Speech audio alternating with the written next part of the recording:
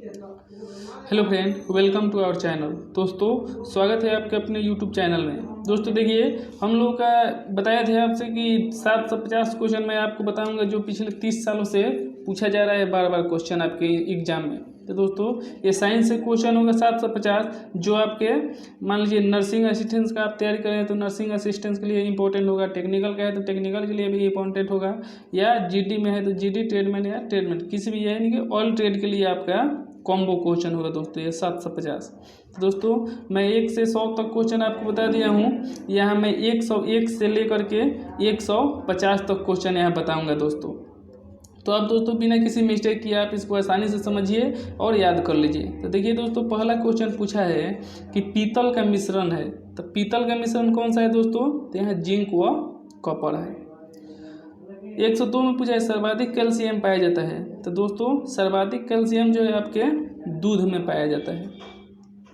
दिशा बताने वाले यंत्र का नाम है, तो दिशा बताने वाले यंत्र का नाम क्या है दोस्तों? तो दिशा बताने वाले यंत्र का नाम कंपास है।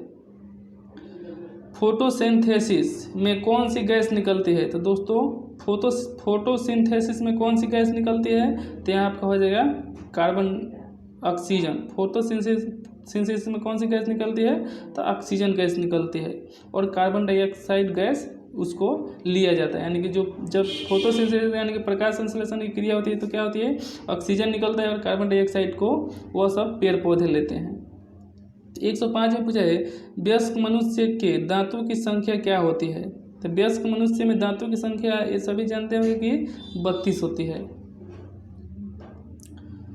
106 में देखिए क्या पूछा है दोस्तों कि ऊर्जा का एसआई प्रति मात्रक क्या होता है? तो ऊर्जा का एसआई प्रति मात्रक क्या होता है?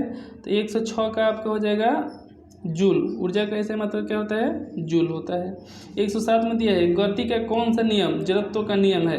तो दोस्तों गति का कौन सा नियम जड़त्व का नियम है? तो प्रथम नियम को, गति का प्रथम नियम को जड़त्व का नियम भी कहते हैं। 108 पूछा है दूरी और समय एक समान अनुपात में है तब होगा। दूरी और समय एक समान अनुपात में तब क्या होगा दोस्तों? तो यहाँ आपका हो जाएगा 108 का बी, यानी कि एक समान गति। सीजीएस में घनत्व का मात्रक क्या होता है? तो सीजीएस में घनत्व का मात्रक क्या होता है दोस्तों? तो सीजीएस में घनत्व का मात्रक जो होता है आपका सीएम क्यू होता है, सीएम क्यू होता है। 110 में पूछा है प्रतिबिंब के आकार तथा वस्तु के आकार के अनुपात को क्या कहते हैं? तो प्रतिबिंब के आकार तथा वस्तु के अनुपात को डैश कहते हैं, क्या कहते हैं दोस्तों? तो यहाँ आपका हो जाएगा आवर्धन। प्रतिबिंब के आकार तथा वस्तु के आकार के अनुपात को आवर्धन कहते हैं। 111 में पूछा है दोस्तों कि ऊर्जा संरक्षण का सिद्धांत है, तो ऊर्जा संरक्षण का सिद्धांत क्या है दोस्तों? तो ऊर्जा संरक्षण का सिद्धांत जो है ऊर्जा का न तो विनाश होता है और न ही उत्पत्ति होती है। तो ऑप्शन ए इज करेक्ट होगा। 112 में पूछा है बल्ब के अंदर तार को क्या कहते हैं? तो बल्ब के अंदर जो तार होता है उसको क्या कहते हैं दोस्तों? तो यहाँ हम उसको तंतु कहते हैं। 113 पूछा है एक फोटो सेल को किस विद्युत ऊर्जा में बदला जाता है? तो एक फोटो सेल को किस विद्युत ऊर्जा में बदल सकते हैं दोस्तों? तो यहाँ आपका हो जाएगा आंसर प्रकाश ऊर्जा में। तो option C is the correct होगा, प्रकाश ऊर्जा 113 का। 114 का देख लीजिए दोस्तों क्या पूछा है कि आग बुझाने में प्रयुक्त गैस है। तो आग बुझाने में प्रयुक्त गैस आप जानते होंगे कि कार्बन डाइऑक्साइड होता है। तो यहाँ आपका CO2 दिया है, कार्बन डाइऑक्साइड। ऑक्सीजन की खोज किसने की? तो दोस्तों ऑक्सीजन की खोज आपके जोसेफ प्रिस्टले ने किया था, जोसेफ प्रिस्टले। 116 पे CNG का पूरा नाम है, तो CNG का पूरा नाम क्या है दोस्तों? तो कंप्रेस्ड नेचुरल गैस, यानी कि ऑप्शन ए इज करेक्ट होगा, कंप्रेस्ड नेचुरल गैस। विद्युत ऊर्जा को यांत्रिक ऊर्जा में बदलने वाला यंत्र है, तो विद्युत ऊर्जा को यांत्रिक ऊर्जा में कौन बदलता है? तो आपका हो जाएगा विद्युत मोटर। डॉपलर प्रभाव से संबंधित कौन सा है? तो डॉपलर प्रभाव से कौन सा संबंधित है दोस्तों? तो यहाँ आपका डॉपलर प्रभाव से जो है संबंधित है आपका ध्वनि जो है डॉपलर प्रभाव से संबंधित है। 119 में तो क्या है? 119 में आपको पता है एक AMU यानी कि एक एटमोस्फेयर यूनिट में कितने किग्रा होते हैं? तो एक एटमोस्फेयर यूनिट में दोस्तों आपको 1 AMU में आपको कितना किग्रा होता है दोस्तों? तो आपको यहाँ हो जाएगा 1.67 गुने 10 के पावर माइनस 27, 1.67 गुने 10 के पावर माइनस 27 आपका होगा। 120 पूछा है, मनुष्य कितनी आवृत्ति की ध्वनि सुन सकता है? तो मनुष्य कितनी आवृत्ति की ध्वनि सुन सकता है दोस्तों? तो 20 से 20,000 हर्ट्ज तक ध्वनि सुन सकता है, यानी कि option D is the correct होगा, 20 से 20,000 हर्ट्ज तक। 1 से 21 में देखिए क्या पूछा है आपसे, प्लेग रोग किससे फैलता है? तो प्लेग रोग जो है दोस्तों आपके चूहा के काटने से फैलता है, प्लेग रोग चूहे काटने से। 122 देखिए पूछा है, गुब्बारे का नाखून की तुलना में सुई से आसानी से फूटना है। तो जो गुब्बारे यानी कि फुलावना जो गुब्बारे होते हैं वो नाखून की तुलना में सुई से आसानी से क्यों फूट जाते हैं दोस्तों? तो यहाँ आपका हो जाएगा, आपका जो हो जाएगा यहाँ ये नाखून की तुलना में सुई की गुब्बारे पर अधिक दबाव पड़ती है। नाखून की तुलना में सुई का जो है गुब्बारे पर अधिक दबाव पड़ती है, option A is the correct होगा। 123 पूछे, हवा से फैलने वाला रोग है। तो हवा से फैलने वाला रोग कौन सा है दोस्तों? तो यहाँ हो जाएगा आपका हवा से फैलने वाला रोग जो है आपका चेचक, यहाँ option C is the correct होगा, चेचक। 124 में पूछा है दोस्तों, ओजोन परत हमें किससे बचाती है? तो ओजोन परत जो है दोस्तों हमको अल्ट्रावायलेट किरणें से हम लोगों को बचाती है। भाप का इंजन का आविष्कार किसने किया? तो भाप के इंजन का आविष्कार दोस्तों किसने किया था? तो आपको देख लीजिए 125 में पूछा है, भाप के इंजन का आविष्कार आपका जो है किया था जेम्स वाट ने, जेम्स वाट ने किया था भाप के इंजन का आविष्कार। निम्न में कौन सी गैस जहरीली है? निम्न में कौन सी गैस जहरीली है दोस्तों? तो कार्बन मोनोऑक्साइड यानी कि CO गैस जो है जहरीली गैस है। बैटरी द्वारा दी गई ऊर्जा, बैटरी द्वारा दी गई विद्युत धारा को हम कहते हैं। तो बैटरी द्वारा दी गई विद्युत धारा को हम क्या कहते हैं दोस्तों? तो यहाँ हम आपको कहते हैं दिष्ट धारा, यानी कि option D is the correct होगा, दिष्ट धारा, जिससे हम लोग डायरेक्ट कहते हैं यानी कि DC करंट कहते हैं। तो बैटरी द्वारा दी गई विद्युत धारा को हम लोग DC करंट यानी कि दिष्ट धारा भी कहते हैं। 128 में पूछा है दोस्तों कि पद बीट का प्रयोग निम्न में से किस क्षेत्र में किया जाता है? तो पद बीट का संबंध जो है दोस्तों ये कंप्यूटर विज्ञान से, कंप्यूटर विज्ञान से।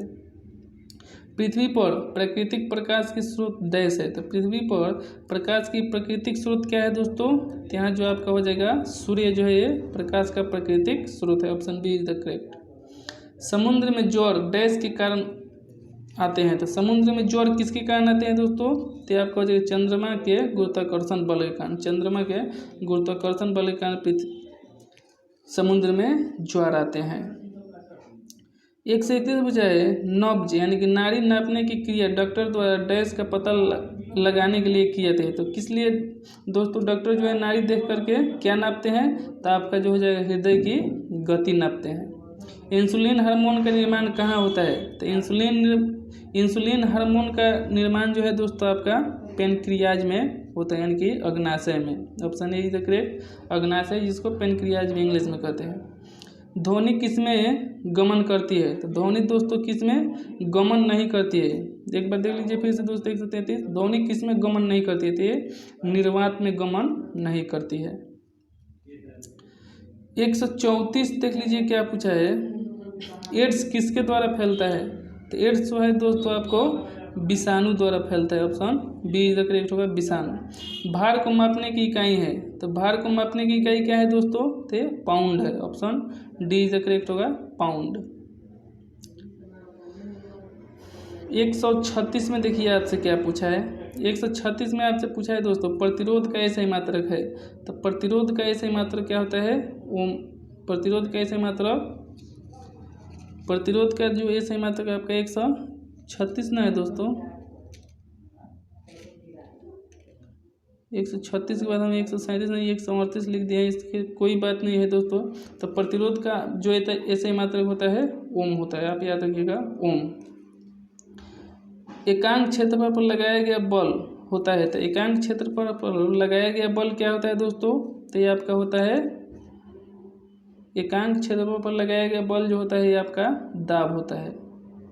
एकांक क्षेत्रफल पर लगाया गया बल जो होता है ये दाब होता है। 139 पे सोने का संकेत क्या होता है? तो सोना का संकेत क्या होता है दोस्तों? तो ये यू यानी कि औरम होता है, यानी कि सोने का संकेत जो है ये यू से इंगित करते हैं, जिसे औरम कहते हैं लैटिन भाषा में। 140 में कॉपर की परमाणु संख्या क्या है? तो कॉपर की परमाणु संख्या जो है दोस्तों 29 होती है। सबसे ज़्यादा विद्युत ऋणात्मक तत्व कौन सा है? तो सबसे ज़्यादा विद्युत ऋणात्मक तत्व जो है दोस्तों आपके यहाँ फ्लोरीन हो जाएगा। 142 में देखिए क्या पूछ दिया है आपसे कि निम्न में से विद्युत कुचालक है। तो विद्युत का कुचालक कौन सा है दोस्तों? तो यहाँ लकड़ी जो है विद्युत का कुचालक है। बाकी सब देखिए तांबा, चांदी, लोहा ये जो है विद्युत का सुचालक है। तो लकड़ी यहाँ हो जाएगा आपका विद्युत का कुचालक।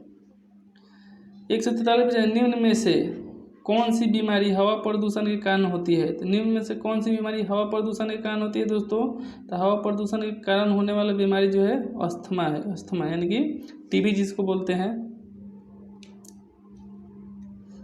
मानव शरीर की सबसे बड़ी ग्रंथि है। तो दोस्तों मानव शरीर की सबसे बड़ी ग्रंथि जो होती है आपके यहाँ लीवर यानी कि यकृत होती है। 145 में देख लीजिए क्या पूछा है, सबसे बड़ा स्तनपायी मैमल है। तो सबसे बड़ा स्तनपायी दोस्तों हम लोग देखेंगे कि नीली व्हेल है। यहाँ दोस्तों अगर धरती का पूछे तो हाथी, अफ्रीकी हाथी हो जाता है, लेकिन यहाँ कुछ नहीं दिया है इसलिए हम लोग का नीली व्हेल हो जाएगा। सर्वप्रथम किसका क्लोन किया गया जिसमें नाम डेली रखा गया? सर्वप्रथम किसका क्लोन किया गया जिसका नाम डेली रखा गया दोस्तों? तो यहाँ आपका हो जाएगा सर्वप्रथम किसका क्लोन किया गया जिसका नाम डॉली रखा गया? तो किसका क्लोन किया गया था दोस्तों? तो यहाँ आपका हो जाएगा गाय का किया गया था क्लोन जिसका नाम डॉली रखा गया था। तो गाय यहाँ याद रखिएगा। मानव शरीर का सामान्य रक्तचाप होता है। तो मानव शरीर का सामान्य रक्तचाप दोस्तों 120/80 होता है। दमा रोग से कौन सा अंग संबंधित है? तो दमा रोग से कौन सा रोग संबंधित है दोस्तों? तो दमा जो है हमारे शोषण तंत्र को प्रभावित करता है। तो शोषण तंत्र यहाँ याद रखिएगा। सबसे कठोर पदार्थ है। तो सबसे कठोर पदार्थ कौन सा है दोस्तों? तो यहाँ आपका हो जाएगा हीरा। पानी का रंग कैसा होता है? तो दोस्तों पानी का रंग जो है आपका रंगहीन होता है। रंगहीन यानी कि ऑप्शन डी इज करेक्ट होगा, रंगहीन। तो दोस्तों मैं आशा करता हूँ कि यहाँ आपसे 100 से 150 तक क्वेश्चन आसानी से दोस्तों पढ़ लिया।